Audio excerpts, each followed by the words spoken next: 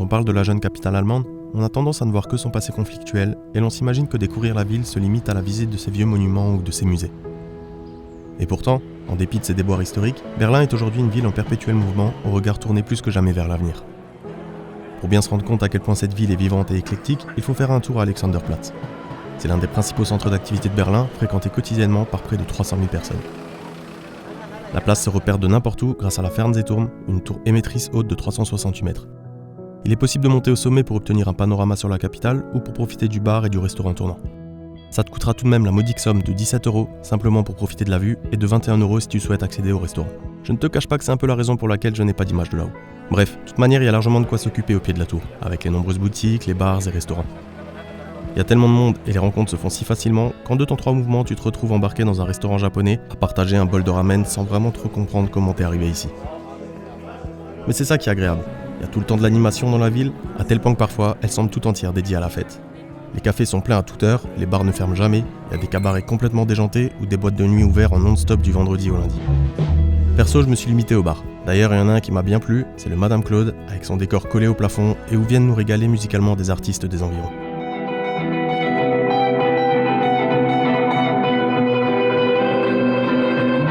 Un truc qui m'a surpris, c'est de voir une différence de prix par rapport à la France sur pas mal de produits, que ce soit dans les bars, en magasin ou dans les restaurants, où le prix affiché peut être jusqu'à 2 fois moins élevé.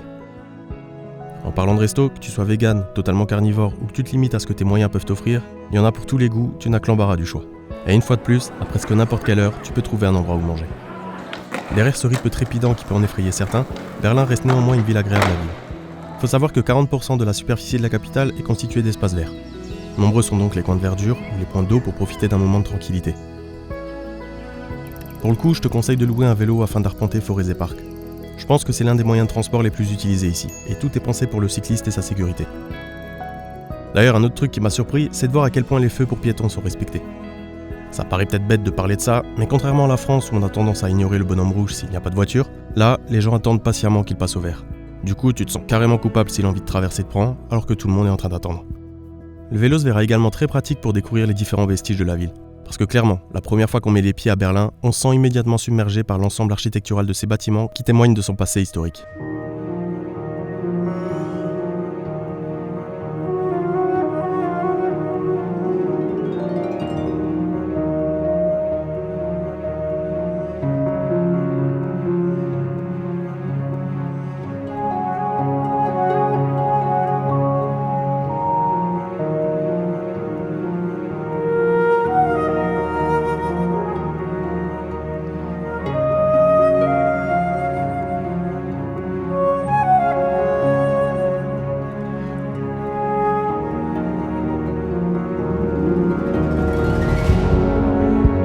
Là où il y a encore 30 ans, il aurait été inconcevable d'explorer la capitale librement, aujourd'hui on ne sait pas où commencer pour ne rater aucun de ces monuments emblématiques comme la porte de Brandebourg.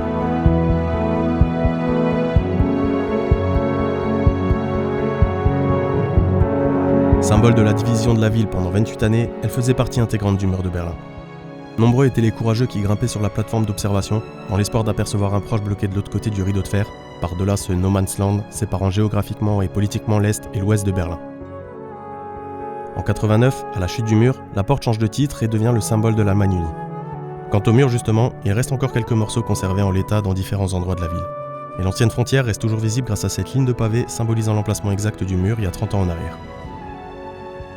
Et puisqu'on parle de frontières, autant aborder le sujet de Checkpoint Charlie, le poste frontière le plus célèbre à l'époque de la guerre froide. C'était le point d'entrée et de sortie des diplomates, journalistes et non-allemands autorisés à entrer en RDA avec un visa d'1 jour. Honnêtement, aujourd'hui il n'y a pas grand chose à voir ici. Et si j'en parle, c'est simplement parce qu'une fois sur place, je trouvais que de ce lieu émanait une forte charge historique et surtout émotionnelle. Bon, je ne vais pas m'éterniser plus que ça sur les monuments de la ville, ça me prendrait des heures. Et de toute manière, une fois qu'on y est, on passe forcément par le mémorial juif, le palais du Reichstag ou la cathédrale de Berlin.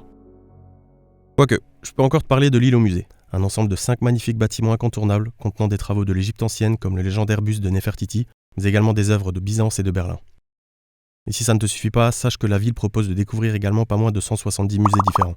Du coup, si t'es un féru d'histoire et de vieilles pierres, t'auras largement de quoi t'occuper durant ton séjour. Berlin est une ville à l'histoire mouvementée et ayant laissé nombreuses cicatrices, mais qui a pourtant réussi à se remettre rapidement sur pied.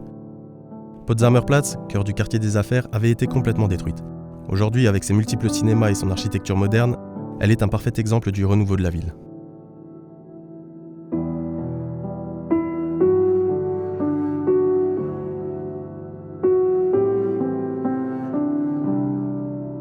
On peut évoquer également Kurfürstendamm.